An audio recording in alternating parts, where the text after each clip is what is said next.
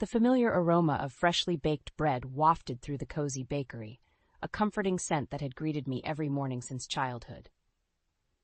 As I stepped behind the counter to help my father, Jack, prepare for the day's rush, a pang of nostalgia tugged at my heart. This bakery, a cherished legacy passed down through generations, was more than just a business. It was a sanctuary, a place where the warmth of community and family intertwined. "Morning, sweetheart."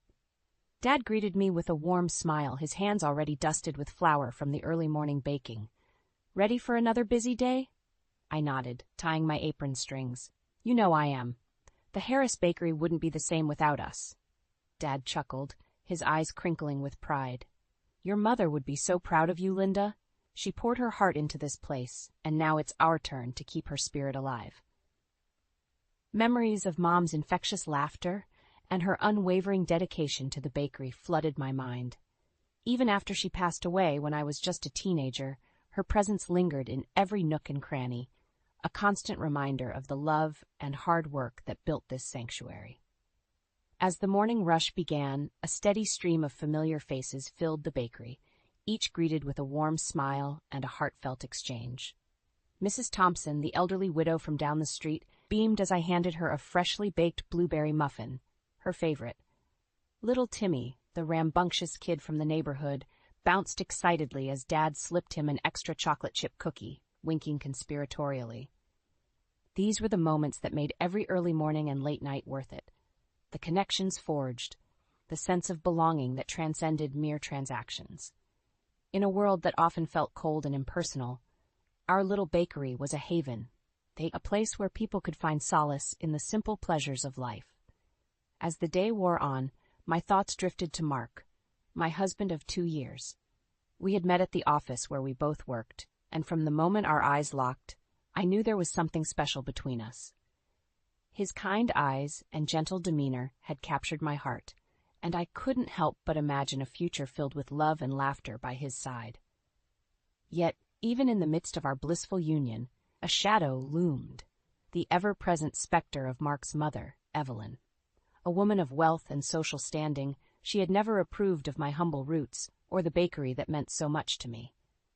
Her cutting remarks and disapproving glances had become a constant source of tension, driving a wedge between Mark and me. "Linda, if you truly loved me, you'd stand up to her."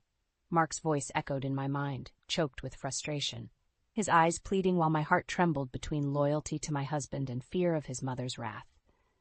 As the day drew to a close, and the last customer left with a warm pastry and a grateful smile, I found myself torn between the sanctuary of the bakery and the turmoil brewing in my personal life. But one thing was certain. I would not let Evelyn's disdain diminish the legacy my parents had built or the love that Mark and I shared. With a deep breath, I steeled my resolve, determined to find a way to bridge the divide and protect the things that mattered most. The sound of Evelyn's heels clicking against the hardwood floor announced her arrival before I even saw her. Mark tensed beside me, his hand gripping mine a little tighter as his mother swept into the living room, her perfectly coiffed hair and designer dress a stark contrast to our modest home. "Linda, darling." Evelyn greeted me with a forced smile that didn't quite reach her eyes. "I hope you're not planning on wearing something so plain for the wedding." I swallowed hard, feeling the familiar prickle of insecurity creep up my spine. "It's just a simple ceremony, Evelyn, nothing too extravagant." Her perfectly arched eyebrow raised ever so slightly, and I could practically hear the disdain dripping from her words. "Surely you don't expect my son to settle for a backyard affair. This is a Bryant wedding, after all." Mark shifted uncomfortably beside me, but before he could speak, Evelyn continued, "I've taken the liberty of booking the country club for the reception. It's a venue befitting our family's stature." My heart sank as I realized she had once again steamrolled over our plans, imposing her vision without regard for our wishes. Mark remained silent, his gaze fixed on the floor, and I knew he wouldn't challenge his mother's decision. Evelyn's critical eye swept over our modest living room, her nose wrinkling ever so slightly. "I must say, Linda, I had hoped my son would have chosen a more suitable partner, one who could appreciate the finer things in life." Her words cut deep, striking at the very core of my insecurities. I had always taken pride in my humble upbringing and the values instilled by my father's bakery: hard work, community, and a deep appreciation for the simple pleasures in life. But in Evelyn's world, those virtues held no value. "Mother, that's enough." Mark finally spoke up, his voice strained, but Evelyn merely waved him off, her attention already shifting to the next item on her agenda. As she droned on about guest lists and seating arrangements, I felt myself retreating inward, my confidence withering under the weight of her constant criticism. Mark's hand remained limp in mine, a silent acknowledgement of his inability, or unwillingness, to stand up to his mother's overbearing presence. Later that evening, as Mark and I prepared for bed, the tension between us was palpable. I could see the conflict etched on his face, the struggle between his love for me and his deep-rooted fear of defying his mother's wishes. "Linda," he began, his voice heavy with resignation, "I know my mother can be difficult, but she means well in her own way." I fought back the bitter laugh that threatened to escape my lips. Evelyn's actions spoke louder than any well-intentioned words ever could. Her constant belittling, her disregard for our desires, and her relentless pursuit of social status had cast a dark shadow over what should have been one of the happiest times of our lives. "Does she, Mark?" I asked, my voice trembling with barely contained frustration. "Because from where I'm standing, it seems like she's more concerned with appearances than our happiness." Mark's shoulders slumped, and I could see the internal battle raging within him. In that moment, I realized that no matter how much he loved me, a part of him would always be tethered to his mother's expectations, her approval a coveted prize he could never quite attain. As I lay awake that night, staring at the ceiling, a seed of resentment took root within me. Evelyn's constant undermining had not only threatened my self-worth, but had also driven a wedge between Mark and me. I knew then that I couldn't simply stand by and let her dictate the course of our lives.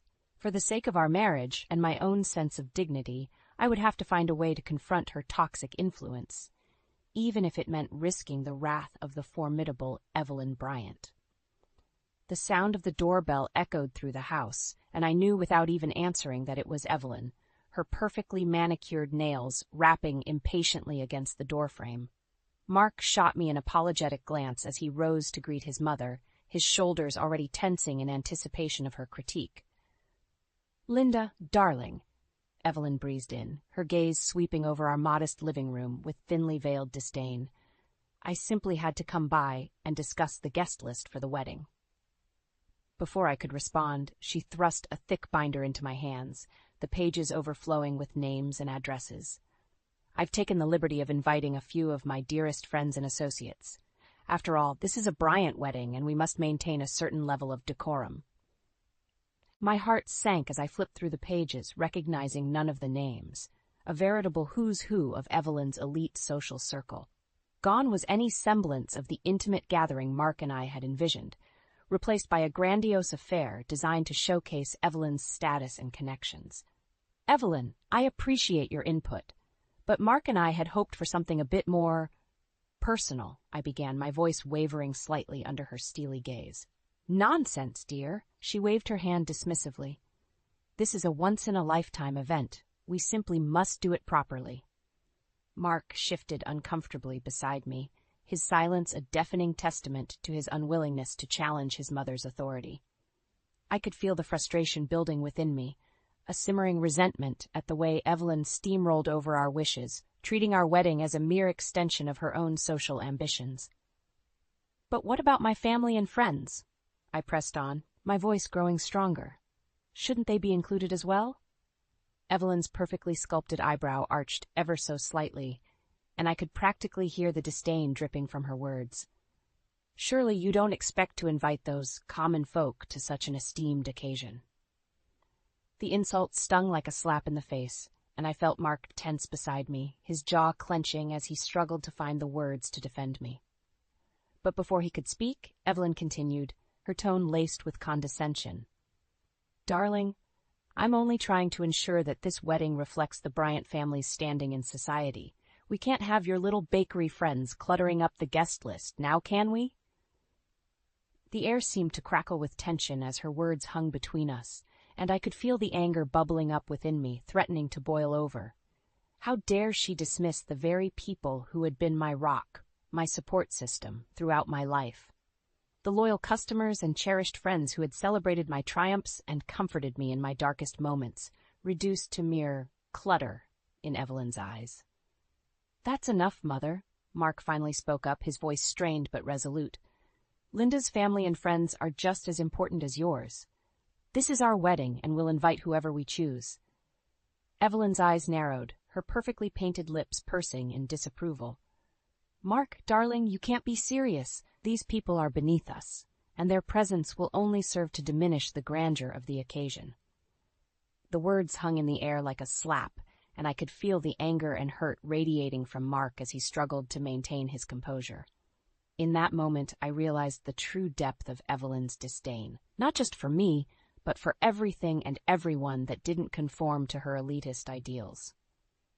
As Evelyn continued to prattle on about seating arrangements and floral arrangements, her voice droning on like a persistent buzz, I felt a newfound resolve taking root within me. This was supposed to be the happiest day of our lives, a celebration of love and commitment, but Evelyn had twisted it into a twisted display of social climbing and one-upmanship. I would not stand idly by and let her trample over our dreams, our values, any longer. If Mark couldn't find the strength to stand up to his mother, then I would have to take matters into my own hands.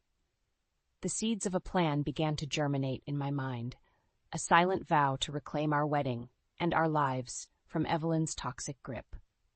The familiar chime of the bakery's bell greeted me as I stepped inside, the comforting aroma of freshly baked bread instantly calming my frayed nerves. As I made my way behind the counter, exchanging warm greetings with the regulars, I couldn't help but feel a sense of relief wash over me. This was my sanctuary, a place where Evelyn's toxic influence held no sway. "Everything all right, sweetheart?"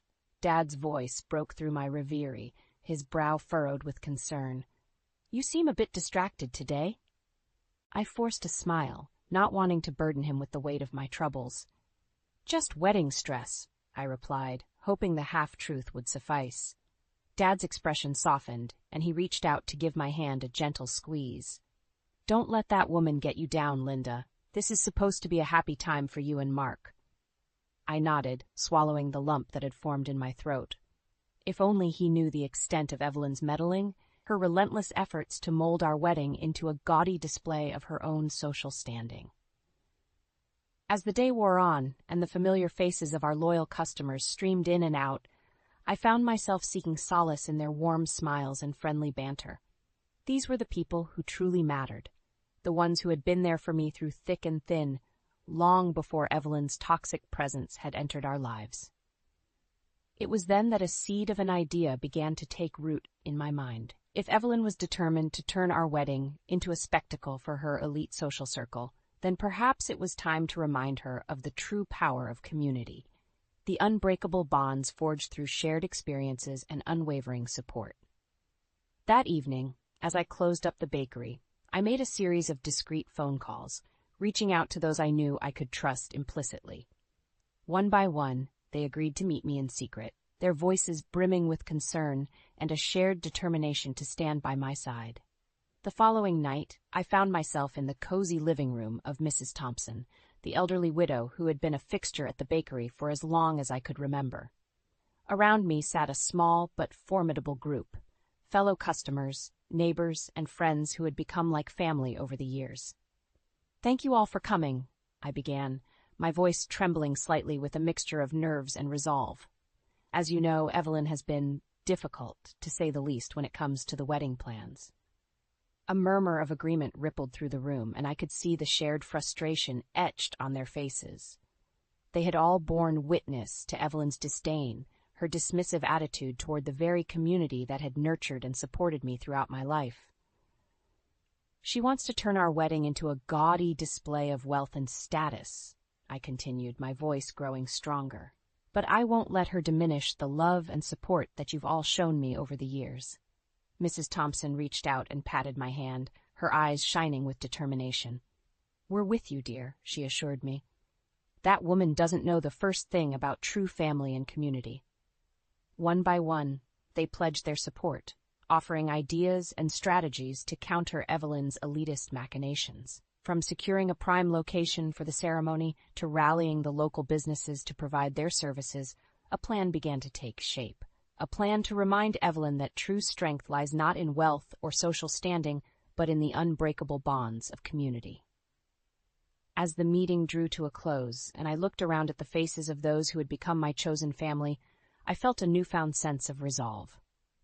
Evelyn might wield her wealth and influence like a weapon, but she had underestimated the power of genuine love and loyalty.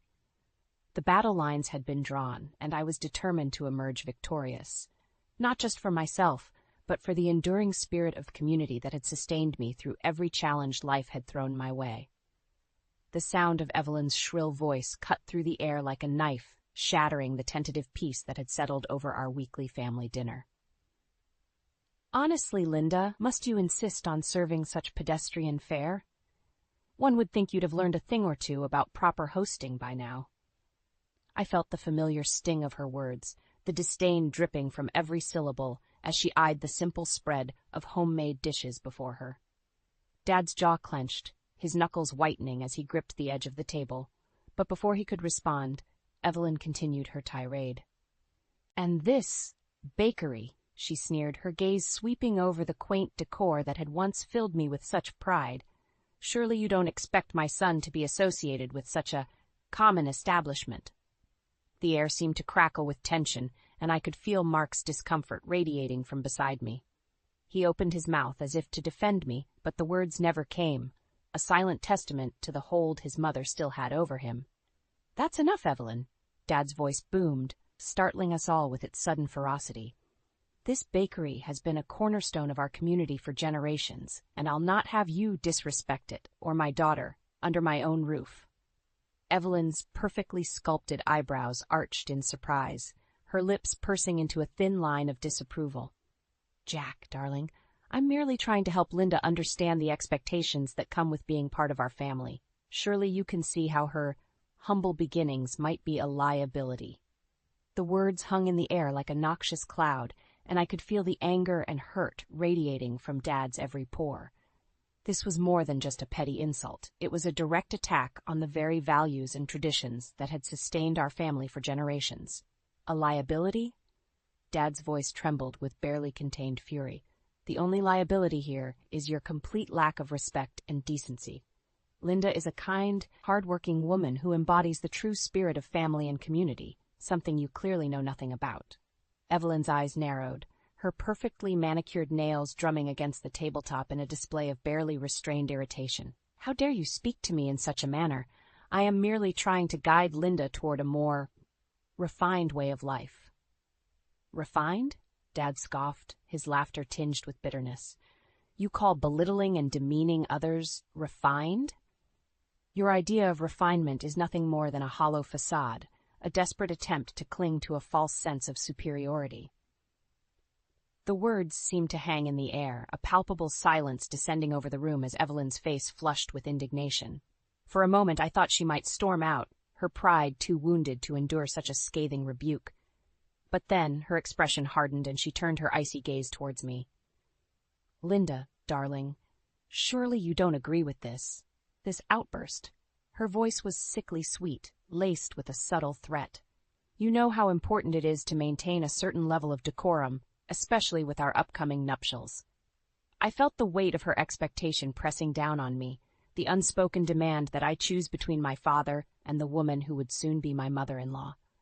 But as I looked into Dad's eyes, shining with a fierce determination to protect me, I knew there was no choice to be made. "Evelyn," I began, my voice steady despite the turmoil raging within me. "This bakery, this community, is a part of who I am, and if you can't respect that, then perhaps it's time you reevaluated your priorities." The words seemed to hang in the air, a silent challenge to the woman who had made it her mission to undermine and belittle everything I held dear. And in that moment, as Evelyn's face contorted with barely contained rage, I knew that the battle lines had been drawn. A silent vow to reclaim my dignity and protect the legacy that had sustained my family for generations. As the evening drew to a close and Evelyn swept out in a flurry of indignation, I felt a strange sense of calm wash over me. The seeds of revenge had taken root. A quiet determination to turn the tables on the woman who had tried so desperately to break me.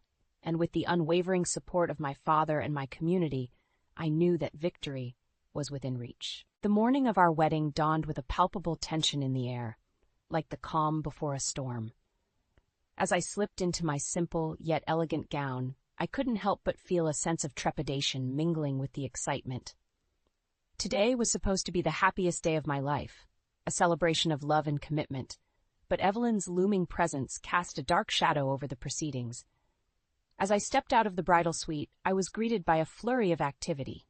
Evelyn's elite friends milling about, their designer dresses and expensive jewelry a stark contrast to the warm, familiar faces of my own community.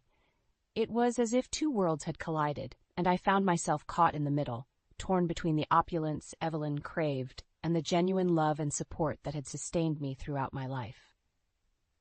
"Linda, darling, you look absolutely radiant," Evelyn gushed, sweeping over to me with a forced smile plastered on her perfectly made-up face.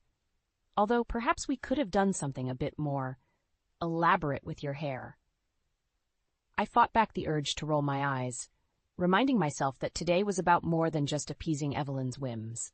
This was my day, our day, and I would not let her dampen the joy and significance of the occasion. As the ceremony began, I felt a sense of calm wash over me, bolstered by the presence of my father and the familiar faces of our loyal customers and friends. These were the people who truly mattered, the ones who had been there for me through thick and thin, long before Evelyn's toxic influence had entered our lives. And then, as if sensing my newfound resolve, Dad took the stage, his eyes shining with a mixture of pride and determination. "Friends, family, we are gathered here today to celebrate the union of two remarkable individuals," he began, his voice ringing out with a clarity and strength that belied his years. "But more than that, we are here to honor the enduring spirit of community, the bonds that transcend mere bloodlines and social status, forged through shared experiences, unwavering support, and a deep appreciation for the simple joys in life." I could see Evelyn's perfectly sculpted eyebrows knit together in confusion, her lips pursing ever so slightly as Dad's words washed over her like a gentle rebuke. "Linda and Mark have chosen to embark on this journey together, not just as husband and wife, but as partners in a legacy that stretches back generations," Dad continued, his gaze sweeping over the assembled crowd. "A legacy built on the values of hard work, resilience, and an unwavering commitment to those who truly matter, the people who have stood by their side through good times and bad." As Dad's speech reached its crescendo, I felt a surge of pride and gratitude swell within me. This was more than just a wedding ceremony.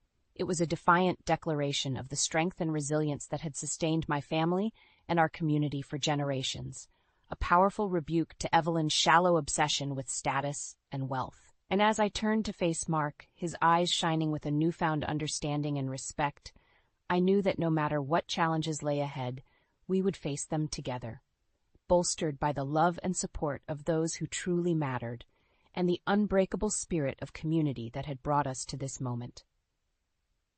The reception was in full swing, the air thick with the mingled scents of expensive perfumes and the familiar aroma of freshly baked treats from the Harris Bakery. As I made my way through the crowd, exchanging warm embraces and heartfelt congratulations, I couldn't help but feel a sense of pride and vindication wash over me. Despite Evelyn's best efforts to turn our wedding into a gaudy display of wealth and status, the genuine love and support of my community had shone through, overshadowing her hollow network of social climbers. Their presence was a tangible reminder of the true strength that lay in the bonds of family and community, bonds that transcended mere bloodlines and social standing. As I caught sight of Evelyn, her perfectly coiffed hair and designer dress, a stark contrast to the warmth and simplicity that surrounded her, I steeled myself for the inevitable confrontation. She had been uncharacteristically subdued during the ceremony, no doubt stung by Dad's powerful speech and the outpouring of affection from our guests. But I knew better than to expect her to retreat quietly into the night. Evelyn was a woman accustomed to getting her way, and she would not relinquish her grip on power and control without a fight. Sure enough, As I approached the head table, her eyes narrowed, and she rose to her feet, a hush falling over the room as she cleared her throat. "Ladies and gentlemen, if I could have your attention for just a moment." I felt Mark tense beside me, his hand tightening around mine as we braced ourselves for the onslaught. "As many of you know, I have had my reservations about this union," Evelyn began, her voice dripping with disdain. "Not because I harbor any ill will toward Linda, of course, but because I fear she may not be suited for the lifestyle that comes with being part of our family." A murmur rippled through the crowd, and I could feel the eyes of my community members burning into Evelyn, their silent support bolstering my resolve. "You see, the Bryant name carries with it a certain level of prestige, a certain expectation," Evelyn continued, her gaze sweeping over the assembled guests. "And while I'm sure Linda's humble upbringing has instilled in her a certain set of values, one can't help but wonder if she truly understands the responsibilities that come with our station." The words hung in the air like a heavy fog, and I could feel the anger and hurt radiating from Dad's every pore.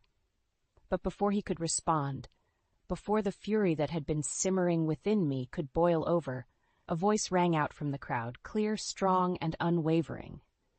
"With all due respect, Mrs. Bryant," Mrs. Thompson, the elderly widow who had been a fixture at the bakery for as long as I could remember, stepped forward, her eyes shining with a fierce determination. "It seems to me that you're the one who doesn't understand the true meaning of family and community."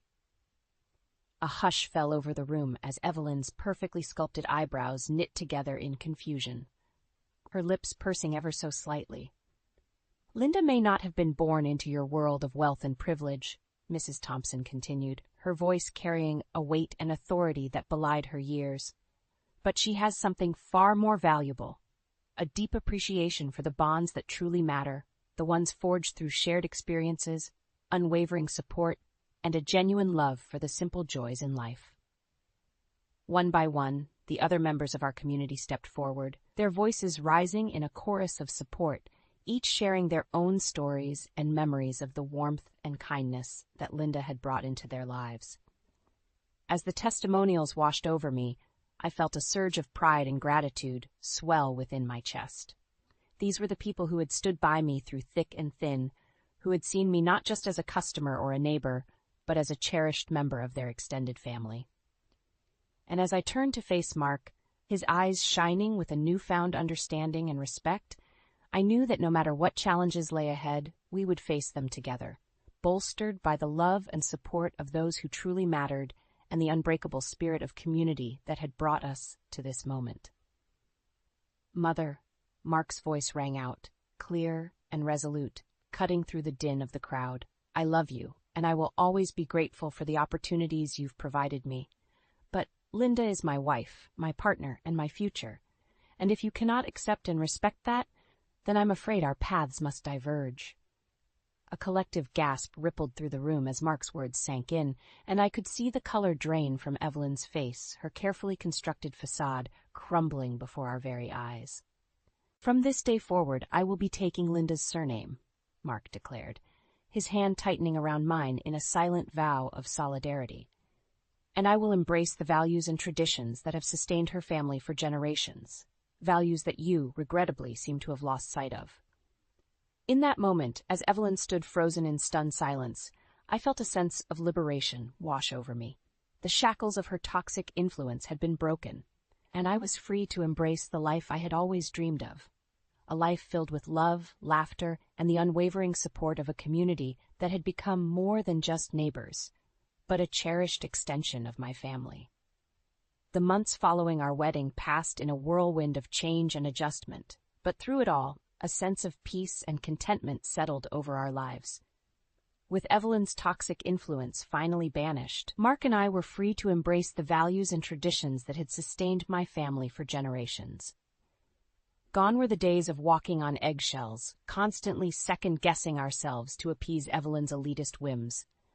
Instead, we found ourselves welcomed with open arms into the warm embrace of my community, their unwavering support and genuine affection a balm for the wounds inflicted by years of emotional turmoil.